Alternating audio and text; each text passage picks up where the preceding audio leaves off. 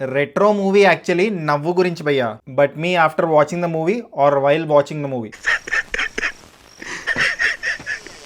Hi guys, retro movie చూస్తాను భయ్య. Directed by Karthik Subbaraj and featuring Suriya and Pooja Hegde. Karthik Subbaraj ప్రతి సినిమా ఎండ్కి ఏ కార్తిక్ సుబ్బరాజ్ పడం అని వస్తుంది భయ్య. బట్ ఈ సినిమా చూసాక ఏ కార్తిక్ సుబ్బరాజ్ పైత్యం అని వేసుకుంటే బాగుండేది అనిపించింది. ఏంటి స్టోరీ తీసుకొని మరి సినిమా చేస్తారన్న ఫీలింగ్ కలిగింది. మొన్న తమిళ్లో అజిత్ గారిది good bad ugly cinema release అయింది భయ్య. తెలుగులో చూసాను ఆ సినిమాని. దాంట్లో ఒక ప్లాట్ ఉంటుంది. హీరో గ్యాంగ్స్టర్ జైలుకి వెళ్తాడు. తన వైఫ్ ఇంకా ఫ్యామిలీ కోసం అన్ని మానేద్దాం అనుకుంటాడు. అన్ని మానేస్తాడు. అన్నిటికీ దూరంగా ఉందాం అనుకుంటాడు. కానీ వేరే వాళ్ళ ఆయన్ని అలా ఉండనివ్వరు. ఈ సినిమాలో కూడా వన్ ఆఫ్ ది ప్లాట్ ఇదే. అదే కాకుండా నవ్వుల డాక్టర్, పొలాన్ని దున్నే ట్రాక్టర్, ఇలాంటివి కూడా ఉంటాయి. Cinema majority of the portion Andaman and Nicobar islands లో ఉంటుంది భయ్య. కానీ నాకైతే అస్సాం కి టికెట్ తీసుకున్నట్టు అనిపించింది ఈ సినిమా చూస్తుంటే. అసలు కార్తిక్ సుబ్బరాజ్ సూర్య గారిని ఏం చెప్పి కన్విన్స్ చేశారో ఈ మూవీ చేయడానికి. నేను యూజువల్లీ ఇంటర్వెల్ లో క్యాంటీన్ కి వెళ్ళి తినను భయ్య.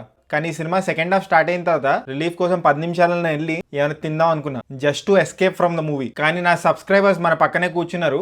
వాళ్ళు నాకు సమోసా ఇంకా స్ప్రైట్ ఆఫర్ చేశారు. తీసుకొని తిన్నాను, తాగాను. Thank you. ఏం చెప్పగలం ఇంతకంటే. సమోసా బాగుంది భయ్యా ఈ సినిమా కంటే. అండ్ శ్రేయా సరణ్ గారు ఐటమ్ సాంగ్ కూడా ఉంది. అది కూడా చెత్తలాగా ఉంది. ఓ 2-3 పాజిటివ్స్ చెప్తాను భయ్యా. ఎంగేజ్మెంట్ జరుగుతూ ఉంటుంది. Approximately 15 minutes single take scene ఉంటుంది. దాంట్లోనే సాంగ్ కూడా ఉంటుంది. అది బాగా నచ్చింది నాకు. దాన్ని బాగా కన్సీవ్ చేశారు. ఇంకో పాజిటివ్ ఏంటంటే ఈ సినిమాలో కాస్ట్యూమ్స్ భయ్యా. పూజా హెగ్డేవి ఇంకా సూర్యవి కాస్ట్యూమ్స్ బాగున్నాయి అంతే. ఏదో నవ్వే ఇంపార్టెంట్ వెపన్స్ కంటే అని చెప్పడానికి ట్రై చేశారు. అసలు ఈ సబ్జెక్ట్ తో సినిమా తీయాల్సిన అవసరమే లేదనిపించింది నాకు. సారీ, నాకైతే నచ్చలేదు. మీరే చూసి డిసైడ్ అవ్వండి మీకు ఎలా అనిపించిందో. సో ఫైనలీ ఈ సినిమాకి నేను ఇచ్చే రేటింగ్ 1 టమాటో భయ్యా. ఒకవేళ మీరు ఈ సినిమా చూస్తుంటే మీరు 2 టమాటో ఇస్తారో కామెంట్ చేయండి. అండ్ జస్ట్ ఇన్ కేసు ఇంకా సబ్స్క్రైబ్ చేసుకోకపోతే సబ్స్క్రైబ్ చేసుకోవచ్చు కదా. పుచ్చుక్ పుచ్చుక్.